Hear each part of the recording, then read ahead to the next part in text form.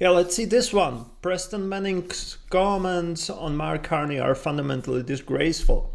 By Scott Reid. It's coming from CTV News. Let's see what's this about. I don't know what comments they're gonna talk about, so that's gonna be interesting. All right, let's bring in Scott Reid, CTV News political commentator. Hey, Scott, good to see you. Your thoughts on what Preston Manning is saying, if we can start there, about how a vote for Carney and the Liberals is a threat to Canadian unity. Your take? It is. Well, for somebody who stood on the national stage like Mr. Manning, it really is fundamentally disgraceful. We're at a time where the country's being tested. We're being really put through the ringer by the largest economy, largest country in the world, our largest partner. And, the truth of the matter is that if national leaders wanted to divide the country, if they wanted to really exacerbate tensions, and we would have come out of the chute by putting an export tax on our oil and gas. Oh my God, this is another one. Trump is the issue. The West, that has not happened. Prime Minister Carney has been very measured on that, brought the premiers together. So I think for Mr. Manning to suggest that any vote other than the one that he prefers is a threat to national unity and inflames Western secession is really disgraceful. And it obviously begs the suggestion that maybe it is Mr. Manning who is fanning the flames of disunity. Let me ask you about the polling as well. And we're only day 13, but the Liberals continue to maintain a wide lead over the Conservatives, according to Nick Nanos, doing this for CTV and the Globe and Mail. Should the Liberals be concerned about that wide of a lead with a long way to go? In other words, there's nowhere to go but down, or not? What do you think, Scott? Well, as problems go, that's exactly the one you want to have after 2 weeks of a 5-week campaign. You want to be so far in command of the campaign that people are wondering whether or not you sustain it. That being said, it is its own set of problems. And I think, interestingly for the Conservatives, there could be a window here. There could be an opportunity. We are past Donald Trump's much ballyhooed Liberation Day, the imposition of tariffs all around the world. And we've seen the automaker tariffs come in, and steel and aluminum. And it would be foolish to suggest that Donald Trump is going to escape our notice or that he's going to leave our news cycle for the next few days. But it's possible that this campaign will begin to look for a handful of days like a normal campaign. And that may be an opportunity for the Oh, that would definitely be an opportunity, since Liberals built a whole campaign on President Trump. And that's pretty much the only thing they can do, right? Because the whole country went to hell. Or not hell, but we were like, the economy went downhill, everything went downhill while having liberals in power in last 10 years. Like, what do you think liberals can run this campaign on? Can they be like, oh, we're gonna make everything better? Well, why didn't you do it before? No, obviously they need to run on President Trump. They need to find someone to blame for their own mistakes. And again, don't get me wrong, obviously President Trump's tariffs, not ideal. It's gonna affect our pockets, for sure. And it would, even if we were in better situation before. But in this situation, it's just tip of the iceberg. And especially, look at the grocery prices. Are the tariffs in right now on the goods other than automobile industry or steel? No. The grocery price is not doing of President Trump. The same like the gas and stuff like that, right? Let's look at the December. Was everything great in December before President Trump was took over the office of U.S. president? No. It was pretty much the same like right now. And you're gonna blame President Trump for what's going on? Are you going to blame him for what was going on for past 10 years? No, you can't. So obviously liberals run on President Trump just as a scapegoat to make it look like that everything is his fault. And it's even more ridiculous that they run on President Trump and yet they're not going to sign or deal about the new trade deal until election. So you're going to be in power for next, 22 days, but you're not going to do anything about the tariffs? And the Canadians should vote for you? Come on, people, wake up. Like, they're still in the office. They still have a job to do. And if they have an opportunity to deal with President Trump and avoid these tariffs, create a new trade deals, why aren't they doing it? And it gets even more ridiculous if you think about it, because their argument is like, oh yeah, we talked to him, we're gonna strike the New Deal after election. Guess what? Newsflash. Anyone who's gonna get elected will strike the New Deal. Even if it was, I don't know, NDP, Green Party, whatever, like the craziest outcome you can think about. They're gonna have to deal with President Trump and strike the New Deal. So it's not like, oh, only liberals are able to do it. No, anyone will do it. And another huge issue. Liberals, what's their end game? So far we heard only about, yeah, let's strike the deal. And we're gonna fund this and this and this and this. So really, you're not planning to try to be more self-reliant? Obviously, Mark Carney doesn't want to get rid of the Bill C-69. So there's not going to be no new pipelines, so no new source of income for Canada. So are we still depending on the taxpayers that they're going to fund everything that's going on in Canada? And not only in Canada, because during the Liberals' terms, we were sending a significant amount of taxpayers' money outside of the Canada, right? And it's not like we send it outside for something that would be beneficial to Canada. No, we just send them money, right? Who cares about Canadians? So that's the Liberals for you. And I don't understand how this Scott Reid says that it's disrespectful for Preston Manning to say that, what is the correct wording on it? That we're fighting for the democracy or for our country or something like that. Obviously, I simplified it. I don't remember what specifically has been said. But obviously, it was if you're going to vote for Liberals, it's bad. And that's true. Like, really. What do you think is going to change? It didn't change this past 10 years. And you think since they put some new face on the same old party, Liberal Party, it's going to change? They wouldn't elect anyone who's going to go against the Liberals' agenda and values and all of it. And let's not forget, Mr. Carney was advisor to Justin Trudeau. And again, even if you look at the freaking carbon tax, he didn't get rid of the law. He just made the carbon tax zero for now. And literally on 29th, he can decide, okay, it's going to be, I don't know, 15% from now on. And it doesn't have to go through Parliament. No, it's going to be just him making this decision and we're going to suffer again. And if you want more proof, why do we still have industrial carbon tax? If we get rid of industrial carbon tax, goods will get cheaper. So we're going to do better as well. But no, somehow he went only halfway to trick people. The same way like they're trying to trick Canadians with President Trump being this culprit that's behind everything that's going on in Canada. The same way they're trying to trick people that they did something good with the carbon tax actually. Which they did only halfway. Like they pretty much half-assed it. And yeah, then we have, like I said, a new trade deal. Why aren't we working on that? Why do we need to wait and face tariffs for 22 days? Why don't we work on it to sign the new deal next week?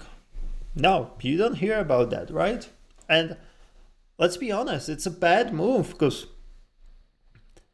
we're going to judge liberals based on actions.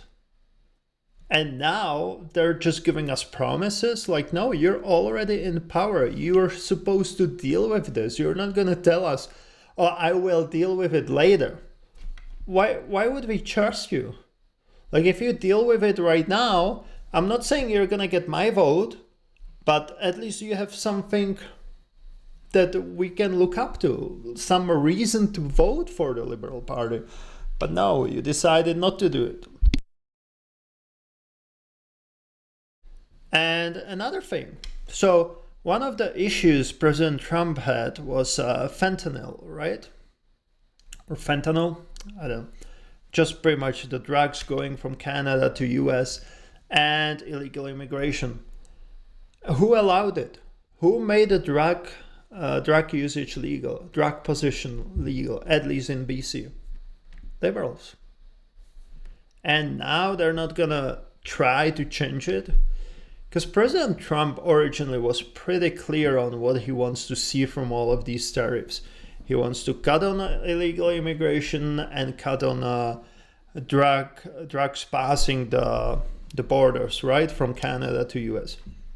And yet we don't really see anything going on with this legalizing hard drugs. Like, it's still legal to possess meth and heroin and all of it. And you really think when it's legal to possess it, it's not gonna be easier to get past the borders? Like, it's not gonna affect it at all? It's just ridiculous. And let's also talk about how it affects the Canadians. Yeah, obviously you're not allowed to use the drugs in public, but no one stops you for going high on the streets, into the clubs, into the freaking playground. Like, how it's gonna affect the families, like, seeing this, and the crime rates and everything. And who allowed it? Liberals. Instead of trying to fight the drug addiction, they pretty much legalized it. It's ridiculous. And this guy, Scott Reid, is gonna tell us that it's disgraceful to say that voting for liberals is pretty much bad. Let's see what else he has to say. The Conservatives, can they get back on track? Can they start to take the message and define the message, drive this election in a way that they've not been able in the first couple of weeks? In particular, when you look at Nick Nanos's numbers, you see that Mark Carney is preferred by 50% of Canadians as Prime Minister. I'm telling you right now, the Conservatives have got to take some of the stuffing out of Mark Carney. They've got to make him wear some of the Trudeau government. So I would look for a big splurge of ads that are negative. I don't know how much you can trust these polls, because obviously the people who are participating in these polls are exactly the same people who trust the legacy media. And if you look at the legacy media, like, Mark Carney is promising $150 million a year to CBC. Like, can you be more obvious? You literally make an announcement that you're gonna bribe the legacy media, and you're gonna say it before election. And what do you think is gonna happen after that? Obviously, CBC wants this money. So do you think they're gonna endorse Pierre Poilievre? Do you think they're gonna be honest about the whole election battle between Carney and Poilievre? No, obviously. So I don't know. I hope these polls are not true at all. And, like, logically it would make sense, because, like I said, the people who watch legacy media are probably the people who will participate in these polls, and legacy media mostly are pushing liberals. So what do we expect? And we saw the same thing in the US, right? Where Kamala Harris was supposed to win according to the polls.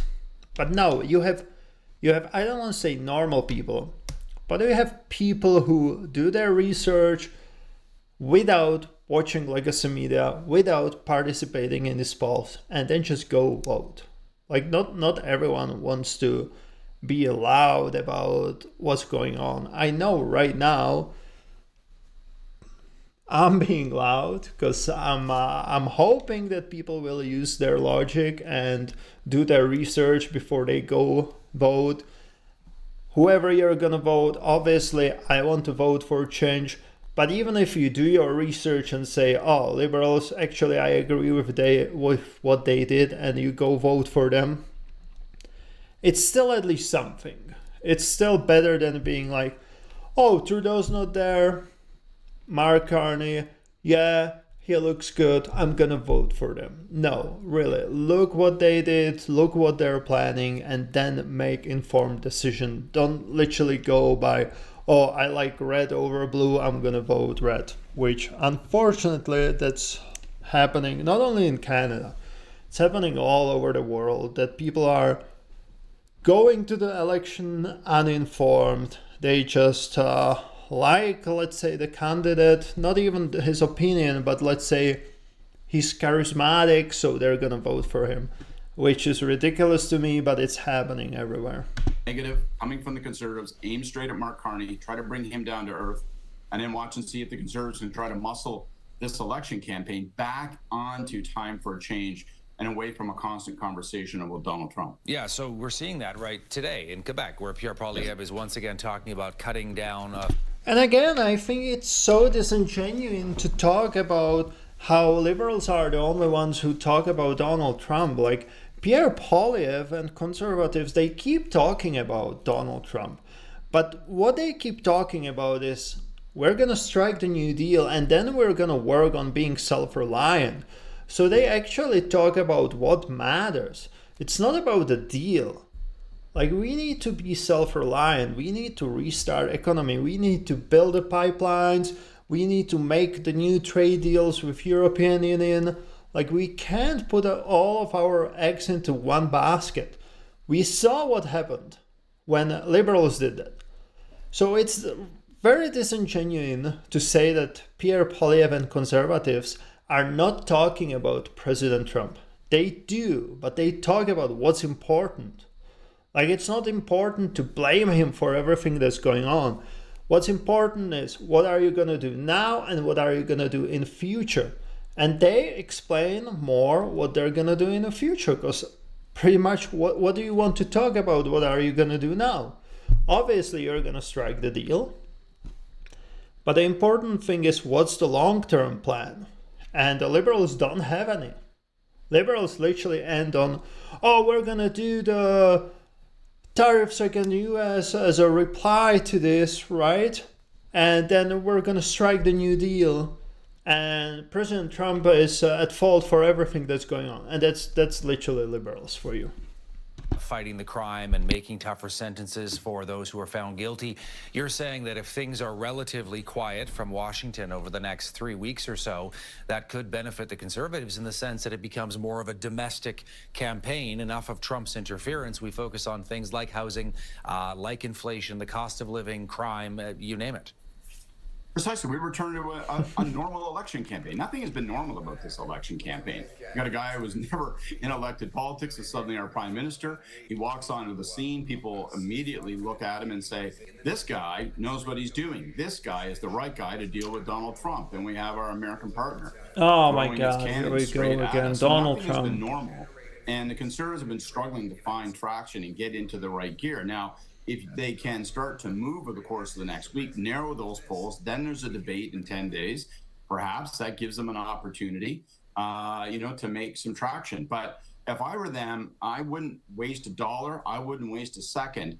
Now is the time to move. In golf, they call Saturdays moving day. Well, this second to third week in an election campaign is moving week. They've got to move these numbers, because if they enter the debate this far back, and this overwhelmed, they're not going to like how Election Day looks.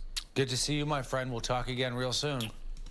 I have to say that I did not like some of his opinions, but other than that, he's pretty much right. But there's one thing that I would like to point out. Obviously, if liberals won't talk about Donald Trump, they have nothing to talk about, because the housing crisis, crime rates and everything, when did that happen? During the 3 terms of liberals. So who's responsible? Not a Donald Trump. But mark my words, even if Donald Trump is not going to do anything this upcoming 3 years, the legacy media like CBC, Radio Canada, they will try to push Donald Trump on us just to help liberals. Like, the legacy media will still try to distract us with Donald Trump and what the liberals are doing to fight him.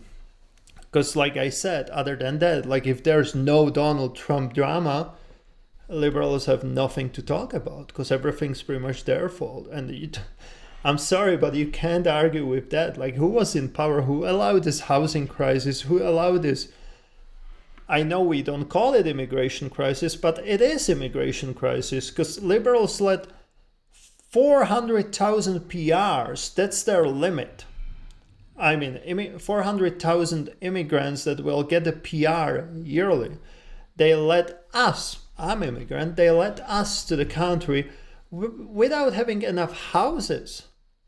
So obviously it affected housing, it affected job market, and whose fault is that? Immigration is important for Canada, same as for US, but you need to have infrastructure for that. Other than that, you need to regulate it. Like it needs to be, you need to be smart about it. So either build more houses, build more jobs, or just lower your limits for the immigration, because it doesn't make sense to bring all of these people and then someone's going to end up on the street. Housing cost is crazy, affordability is crazy, the job markets are crazy. Like, it doesn't make sense. And like I said, this is all thanks to the Liberals. So if they can't talk about Donald Trump, they're done. Anyway, to finish this video off, like I said, if you're okay with what Liberals did for these last 10 years and you're okay with not changing it, vote for Liberals. But if you want to vote for change, you know who to vote. Vote blue. Vote Pierre Poilievre. Canada first, right? And Canadian promise. We need that back.